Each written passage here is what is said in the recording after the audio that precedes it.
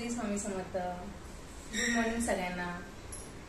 आज आहे गुरुवार, तर मी आज गुरुवारची पूजा कशी करते ते तुमच्यावर शेअर करते. चला आपण गुरुवारची पूजा करूया.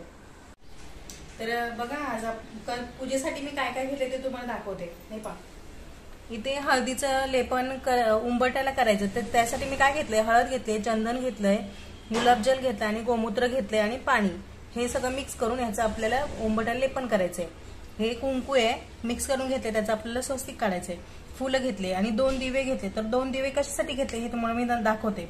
आणि यामध्ये गोमूत्र घेतलंय, आपल्याला गोमूत्र शिंपडायचं आणि हळद कुंकू हे.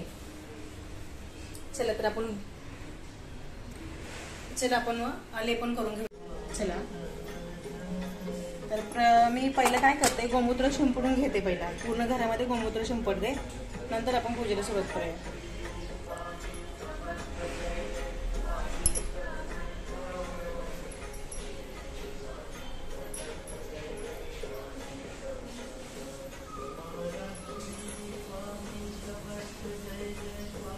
तर मी आता आतमध्ये पण शिंपडून घेते.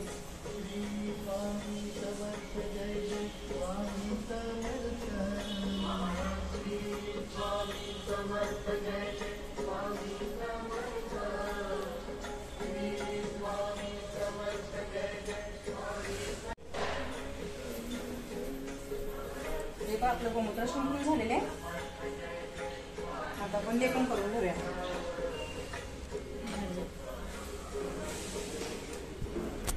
हे बघा, इथे मी आता उंबरठ्याचं लेपन करणार आहे. त्याआधी बघा, मी इथे बाहेर स्वच्छ कपड्याने पुसून आणि रांगोळी काढून उंबरठ्याने पुसून घेतलेलं आहे. आता मी लेपन करते. तर त्याआधी मी दिवा पेटवून घेते.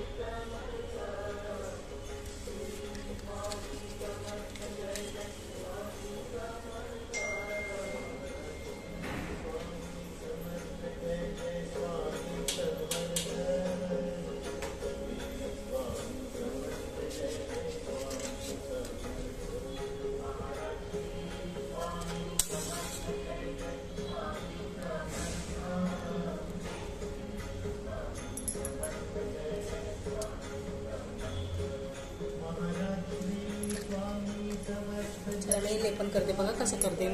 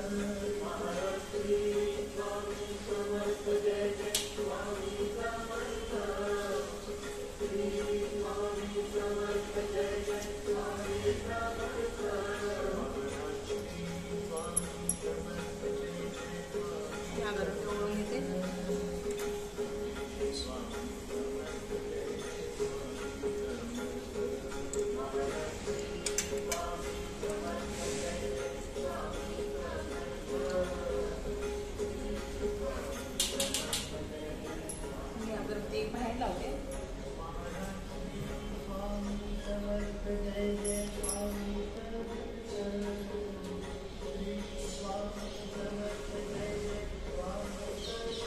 आणि आता ही अगरबत्ती मी तुळशीला लावून येते.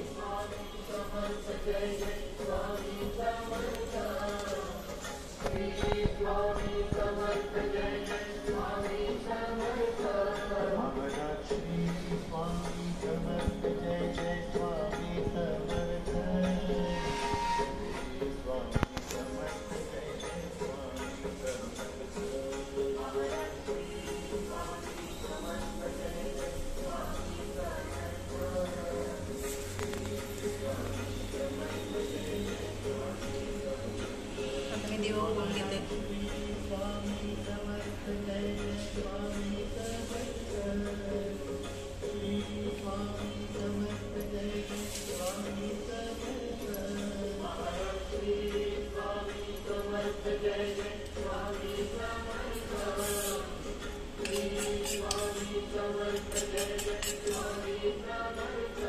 आता मी याच्यावर स्वस्तिक काढून घेते. माझी काढली स्वस्तिक काढते. हे सुकल्यावर काढायचं असतं, पण आता माझं सुकलेलं नाही आहे, मला वेळ पण नाही आहे.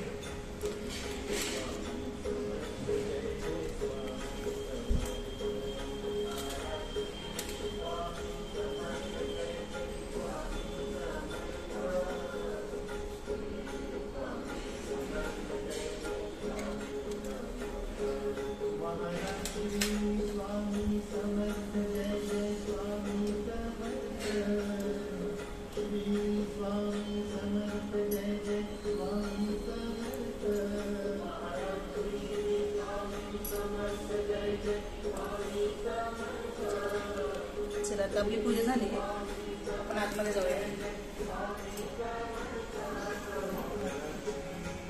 आता आपण गॅसची पूजा करणार आहोत.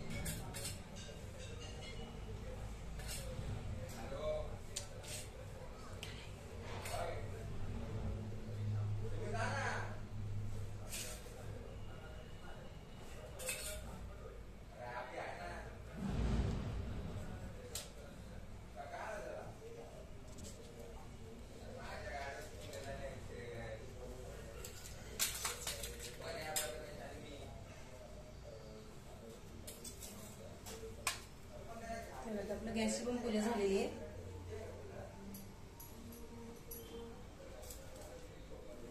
आता आपण देवाची पूजा करून घेऊया.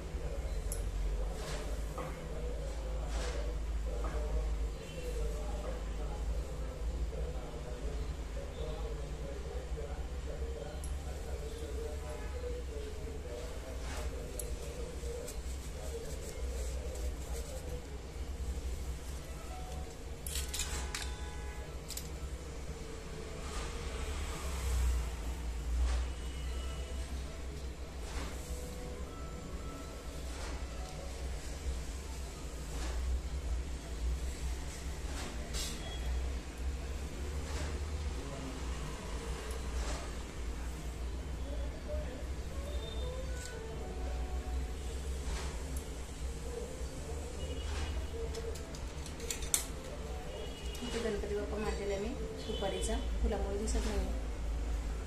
आणि मी पूजा मांडून घेतलेली, नंतर तुम्हाला दाखवते कारण वेळ होणार का. पूजा मी मांडून घेतलेली आहे. आता आपण पूजा करू.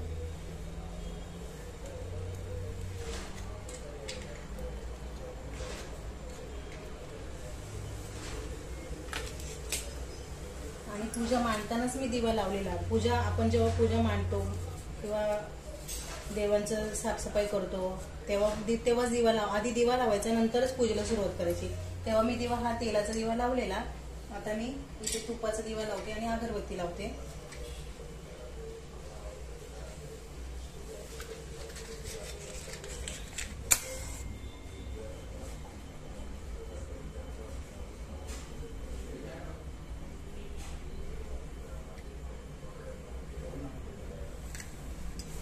तर हा मी तुपाचा दिवा लावलाय. दिवा ओळून घेते.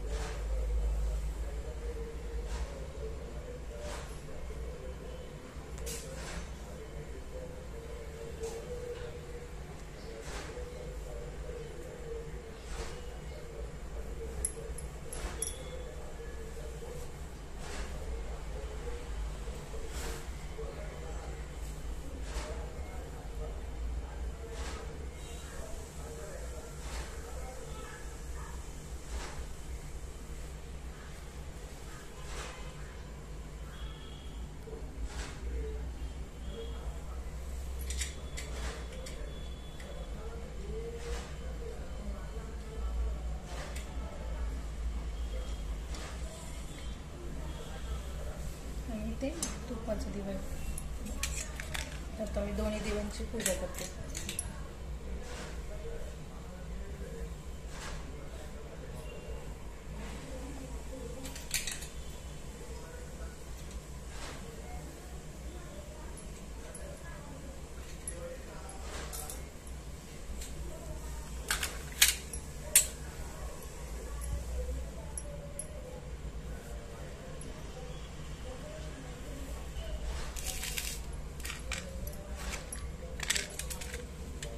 आता आपण धूप पेटूया. हे असं धूप आहे माझ्याकडे. हे असं ओलं आहे ना ते, मग ते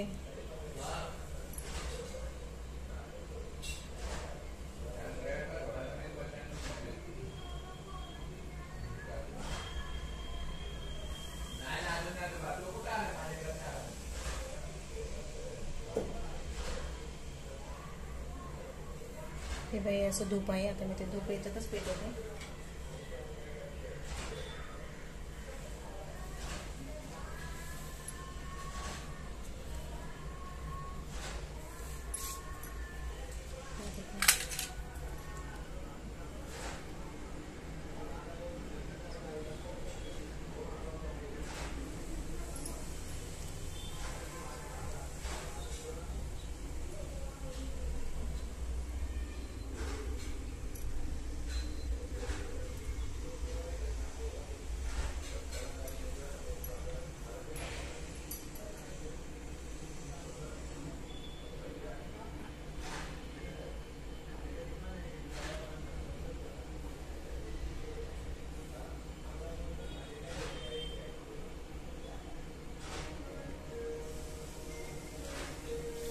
आता आपण पुस्तक वाचूया. आता आपण नित्यसेवेचे पुस्तक वाचूया. पहिला स्वामीचरित्र, श्री स्वामीचरित्र सारामृतचे 3 अध्याय वाचूया. नंतर 11 माळी आणि नंतर मग महालक्ष्मीची कथा हे नंतर वाचूया. तर आता मी हे वाचून घेते. हे बघा, आता आपलं स्वामीचरित्र सारामृत 3 अध्याय वाचून झाले, 11 माळी करून झाल्यात आणि लक्ष्मी मातेची कथा हे पुस्तक पण वाचून झालेले आहे. आता आपण आरती करूया. हा भीमसेनी कापूर मी 1 तुकडा घेतलेला आहे. नंतर आपला साधा कापूर मी घेणार आहे. तर आता आपण आरती करूया. दुर्गे दुर्गट भारी तुझविण संसारी, अनाथ नाथे अंबे करुणा विस्तारी. वारी वारी जन्म मरणाचे वारी, हारी पडलो आता संकट निवारी.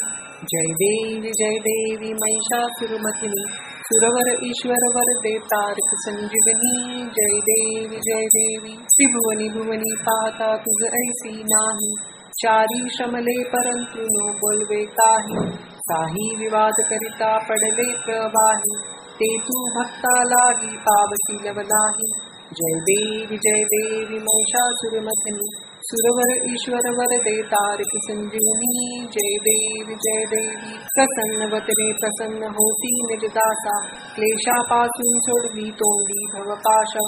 अंबे तुझ वाचून कोण पुरविल आशा. नरहरी तल्लीन झाला पदपंकजलेशा. जय देवी महिषासुरमर्दिनी, सुरवर ईश्वर वरदे.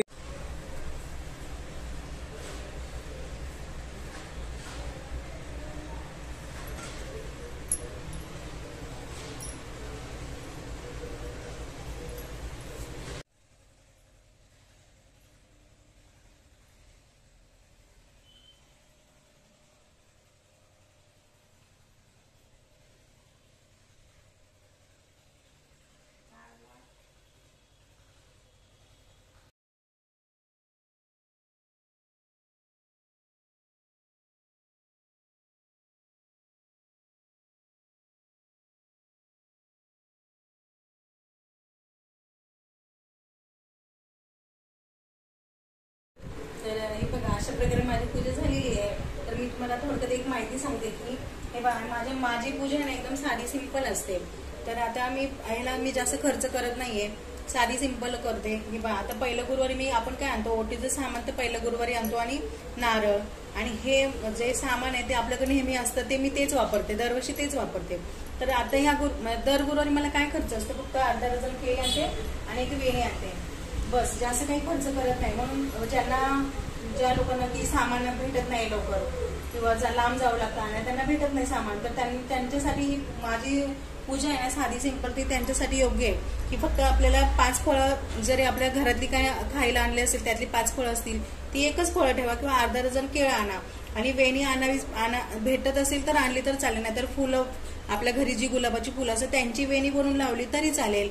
म्हणजे भेटत नाही ना त्यांच्यासाठी सांगते मी. ज्यांना भेटतं ते तर आणतातच.